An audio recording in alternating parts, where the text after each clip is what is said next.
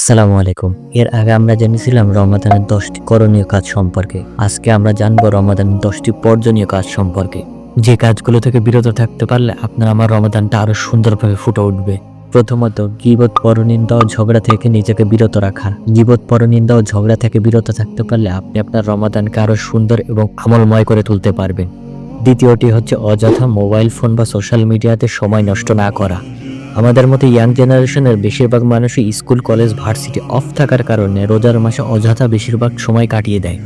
আমরা আমাদের নীতিগত জায়গা থেকে এই সময়টা সোশ্যাল মিডিয়াতে না দিয়ে আমরা হাদিস কিংবা কোরআন শেখার জন্য দিতে পারি।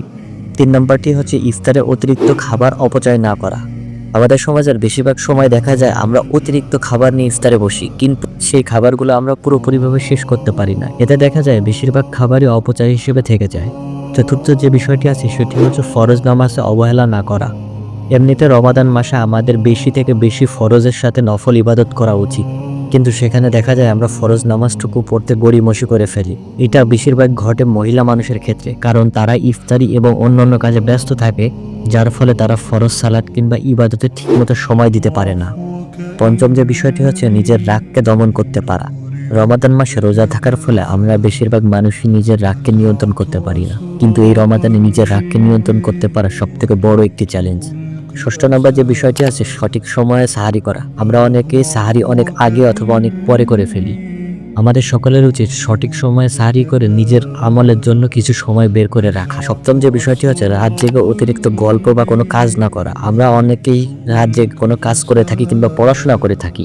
রমাদানে সারাদিন আমাদের রোজা থাকার ফলে আমাদের শরীর অনেকটা ছেড়ে দেয়, যার জন্য রাত জেগে পড়াশোনা বা কাজ করলে আমাদের শারীরিক সমস্যা হতে পারে।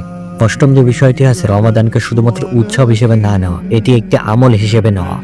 লোক দেখানো ইবাদত করলে আল্লাহ তাআলা অত্যন্ত অসন্তুষ্ট হয়, যার কারণে আমাদের কখনোই লোক দেখানো ইবাদত করা উচিত না। আর দশম যে বিষয়টি হচ্ছে আরও সময় আছে এটা ভেবে নিজের ইবাদতকে পিছিয়ে না নেওয়া।